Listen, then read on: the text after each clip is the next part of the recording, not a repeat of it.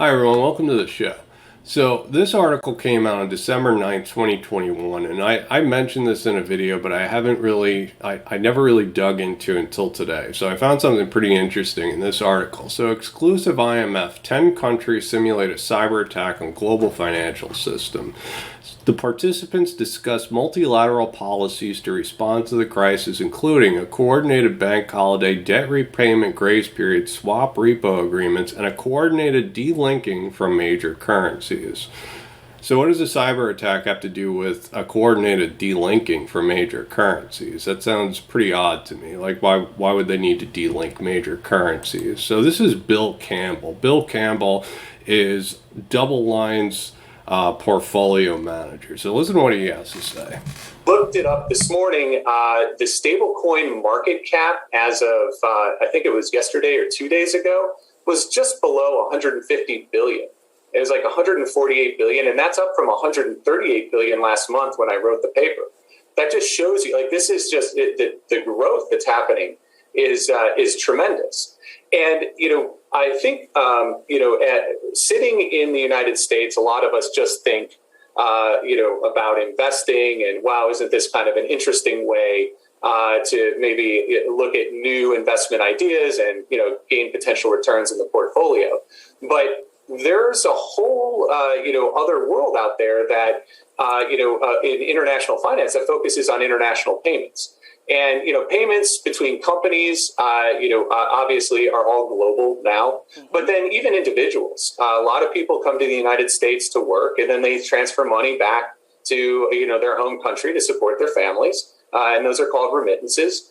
And a lot of these are starting to go onto, these new digital networks, because you go to Western Union, you go to MoneyGram, they're charging you, outrageous fees. It can take time to actually get there. Versus, this is instantaneous, very cheap. It's very cheap to do. So, I think that the merits of, decentralized finance as an international payment system makes a lot of sense to me. And it's not just me who thinks that. Other central banks are catching on that, maybe this is a very interesting idea. And so the Bank of International Settlements is actually working on a project in Asia with, the Bank of Australia, the, Central Bank of Singapore, Malaysia, and South Africa in a project. I love these names. They call it Project Dunbar, I think. But what they're trying to do is create this central bank, blockchain settled payment system.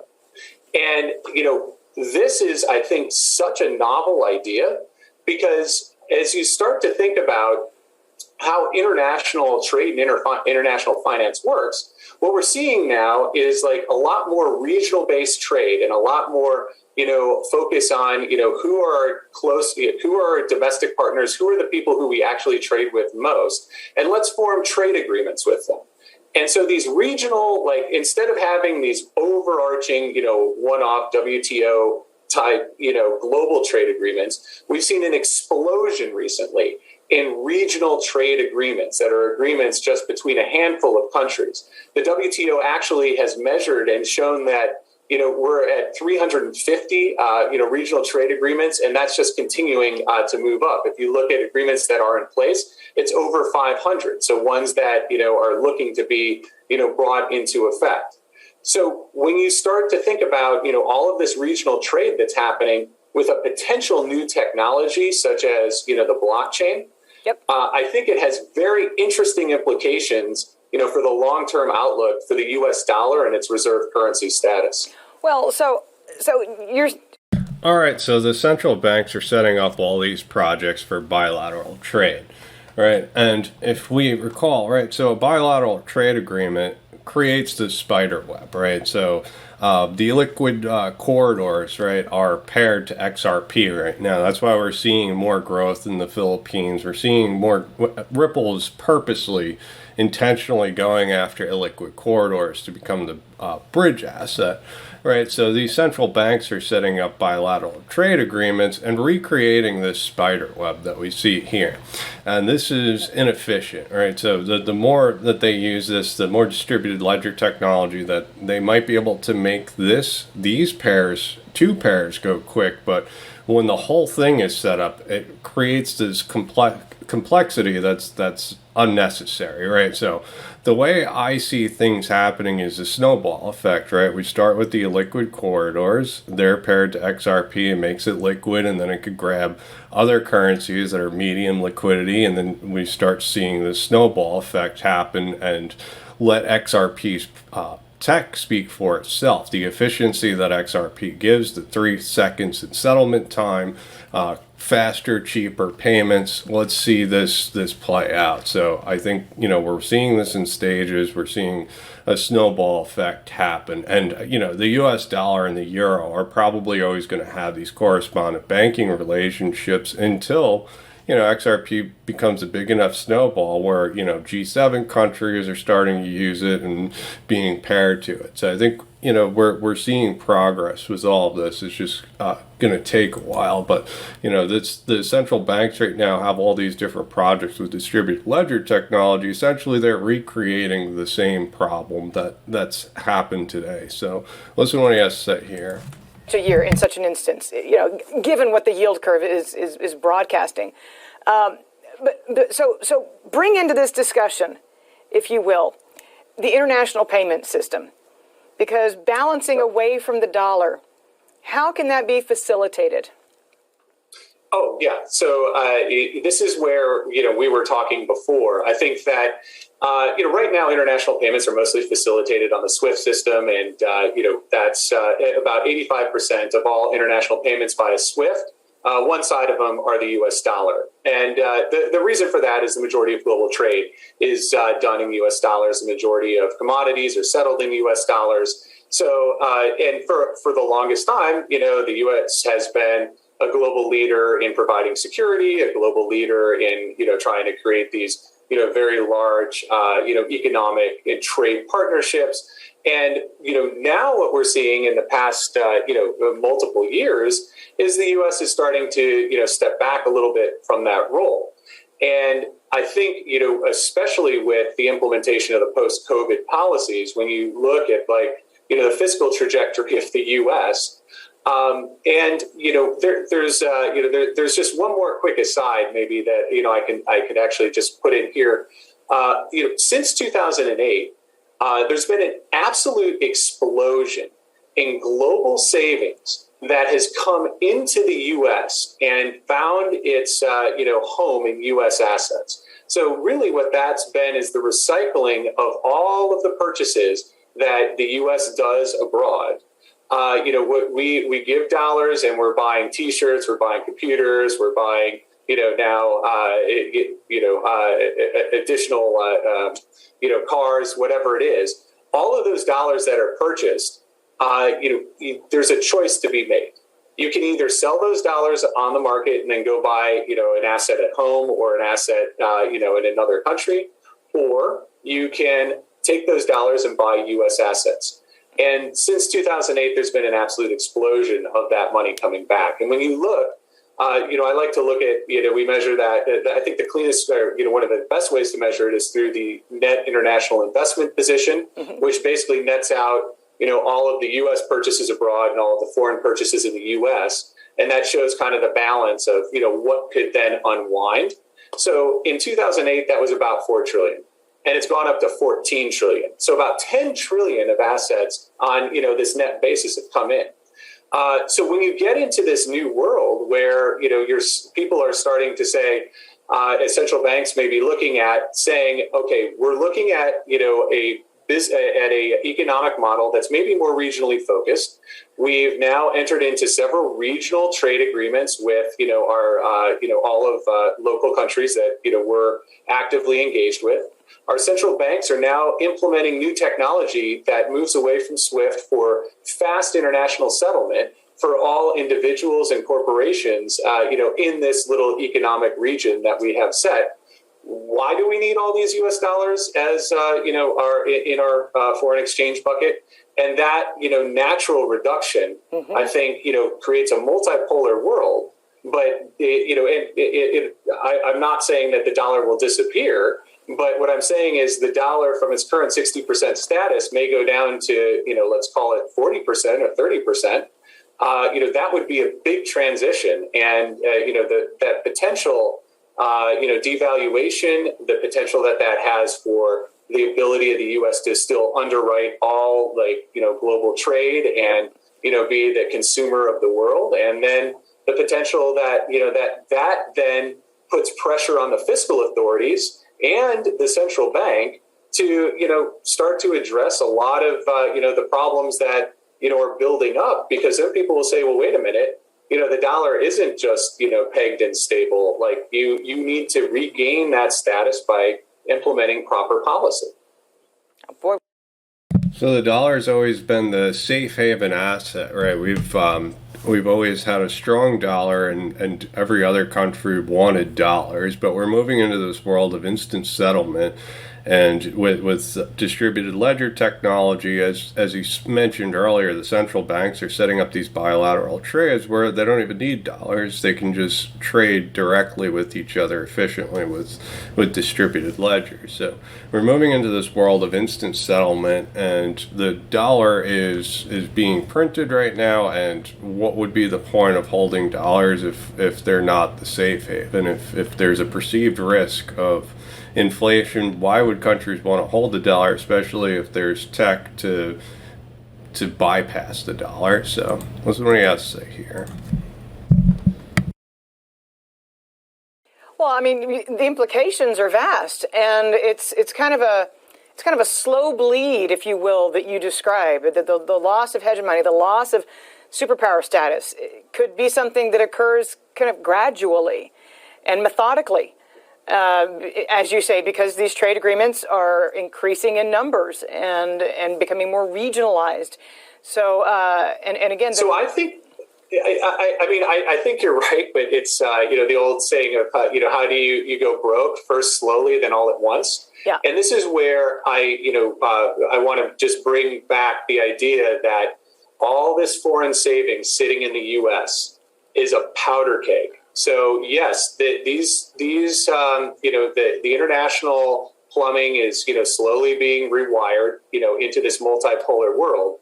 But once the dollar starts to go down a little bit, I can see decisions being made very quickly by people to either say when you're going to have private individuals and companies, institutional individuals taking their money out and probably bringing it back home very quickly.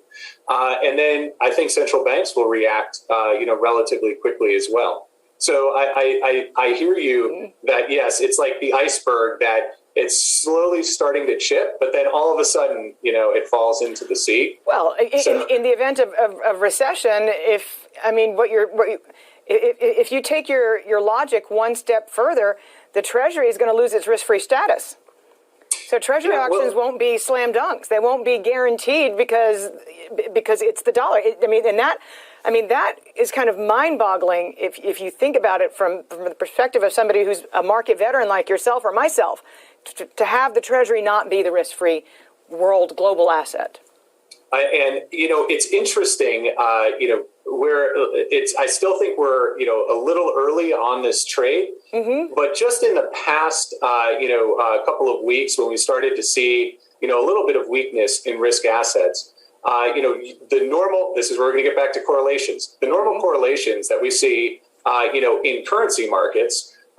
Between the dollar and the euro, and normally the dollar is a safe haven currency and goes up. Right. And we've been seeing, situations where we've had this risk off scare, and actually, the euro's gone up against the dollar on those days. Yeah. Now, granted, it's just been been one day here and one day there. So I don't want to make a mountain out of a molehill right now. But if we're looking for tea leaves, that's something to pay attention to if you believe the thesis that, I just laid out. Well, all right. So the trend is to decouple from the dollar. The world economy is changing right now. There's big shifts that are changing the economy. Distributed ledger technology is definitely at play, as well as cryptocurrency. And as you can see, there's no need for this anymore, and that's what they're recreating. So in Thailand now is reported 15% capital gains tax. Now, this is actually lower than the United States capital gains tax. And if you're interested in insulating some of your crypto capital gains from tax, iTrustCapital offers IRAs for crypto and precious metals. If you use my link, iTrust.capital/Darren, you can get $100 funding reward just for using my link. So be sure to research iTrustCapital and be sure to research IRAs so you can protect your wealth. Now, this is Currency Cloud announces a partnership with Ripple. So this was in 2020. This is Stephen Lemon. He's partnerships and corporate development at Currency Cloud. This is Charles Dellingpaul, and he's from Comply Advantage. So listen to what they had to say. Startup fintechs as customers, and obviously anything that's good for the customer is good for us. Anything that helps our customers grow and helps our customers be successful ultimately helps us. But there's also a sense of just giving something back as well. There's that altruism to it, isn't there? What do you think, John? Yeah, I think to echo those amazing comments there, Stephen, there's a kind of David and Goliath style battle going on between the vanguard of new fintech companies trying to take on and attack the kind of sleepy, stodgy old world of banks that have failed in terms of the speed is too slow, the costs are too high, and access to finance is too little. So I think both Currency Cloud and Comply Advantage, Steve and I, have a huge passion for democratizing access to tools and weapons that the Davids of fintech need to take on the Goliaths. All right, so Currency Cloud and Comply Advantage are working together to give the tools to Davids, the fintechs, to take on the Goliaths, the big banks. Now, you may remember Visa acquired Earthport. Visa acquired Currency Cloud. Now, I found this document this morning. It says the International Finance Corporation made a few investments in entities working on cross-border payments, notably Earthport, divested in 2019, and Currency Cloud, which provided a platform for cross-border payments by leveraging accounts that Earthport and Currency Cloud open in multiple countries. Something like a Western Union, but for more larger amounts, but much smaller than payments of large corporates. So somewhere in the middle between remittances and large corporate payments. So I found that pretty interesting. And if you look into the International Finance Corporation, they're kind of like a branch of the World Bank Group. So the IFC is a member of the World Bank Group and is headquartered in Washington, D.C. It is an international finance institution that offers investment, advisory, and asset management services to encourage private sector development in less developed countries. Now, the other thing is the IFC's board of directors consists of 25 executive directors who meet regularly and work at the IFC's headquarters and is chaired by the president of the World Bank Group. The executive directors collectively represent all 185 member countries. I found that pretty interesting. Now, this is a video with FINastra, so listen to this. Hi, my name is David Brown from FINastra, and I look after payments for the APAC region. And today we're going to talk about real-time cross-border payments. So firstly, what is the real-time cross-border payments and what are we seeing from a bilateral perspective? Well, I really put this down to two areas. One, what is already in place, and two, what's been announced, and then there's the future. So when we look at what's already in place, is a number of banks or countries in the region have gone and put in some cross-border services that are already in place, from real-time payments between Singapore and Thailand to QR codes being used to at POS device machines between Vietnam and Thailand or Thailand and Singapore. Coming up in the future, you've got other countries that want to join this same bandwagon, like Malaysia, Singapore, who have already announced that they will do this later next year. India wants to connect up with Singapore and other countries. So a lot happening in this space. Now, if I look at the scale of what's happening with these bilateral things, it's going to create a real spider's web. And that's where the real challenge is going forward, is being able to do this across a number of countries. Because we already know Thailand, Singapore, Vietnam, Malaysia, India, Australia, Hong Kong all want to do these type of activities, and how they're going to do it. So probably there are several options, but one of them may be by doing central bank digital currency connections between the different countries and allowing these schemes to be able to connect up to each other in a more homogeneous way moving forward, so that therefore those transfers can take place easily without having to do all these bilateral connections. So I'd be remiss, though, in just not pointing out when it comes to cross-border, you've also got the SWIFT, with what it's doing with IFT, how it's doing GPI, and the pre-validation change coming up is making the cross-border space more competitive, along with players like Visa Direct, Wise, Ripple, Western Union, and many others that want to get in. All right, so he basically described the spider web that we saw earlier. So he's saying with central bank digital currencies, that might be a solution, but he doesn't sound very sure of himself, right? If all of these countries were central bank digital currencies, which that might be 3, 4, 5 years away for all these countries to make central bank digital currencies, it would just make these lines quicker. This whole thing would happen a lot quicker, but this spider web would still exist, and that doesn't solve all of the problems. And he also mentioned Ripple. And if you remember, Finastra is partnered with Ripple. Finastra is one of the largest, it includes 48 of the 50 top banks globally. So Finastra's customers are 48 of the top 50 banks. And this is a list of the top 50 banks in the world. You can see JP Morgan, HSBC, Bank of America, China Development Group, Citigroup, Wells Fargo, and the list goes on and on. As well as CLS is also partnered with Finastra. So Ripple's partnered with Finastra, and I think a lot of that is just the messaging system. However, it's enabled for XRP. So if there was a customer on this network that wanted to use XRP, I think that would be a realistic possibility that they could use XRP through the Finastra platform. So Tranglo, which Ripple bought 40% of rather, has announced that they've opened a payment corridor to Hong Kong. So in 2020, it came second to our list of top sending corridors. Tranglo direct bank-to-bank service is available 24/7 for both individuals and businesses. Will receive funds to Hong Kong within minutes, subject to terms and conditions. So this 24/7 being able to send funds in minutes sounds pretty interesting to me. And this article got overlooked. This was in December 23rd, 2021. But in this Tranglo article, it says ODL has seen record growth. International ODL transactions grew more than 25x since Q3 2020. We're optimistic ODL will see record deployment rates in 2022 as cash remains king. Watch this space, even more exciting updates in Q1. So a 25x is a huge number. So I found that pretty interesting. And this, they mentioned this global e-money alliance in the article. So I found a couple of tweets with the Global E-Money Alliance founder that's also part of Tranglo. But you can see there's Bcash there, Tranglo for exporter money transfer platform, as well as this was in 2018. He tweeted this. It says sponsors and partnerships, Uniteller, Tranglo, there's Ripple. So I found that pretty interesting.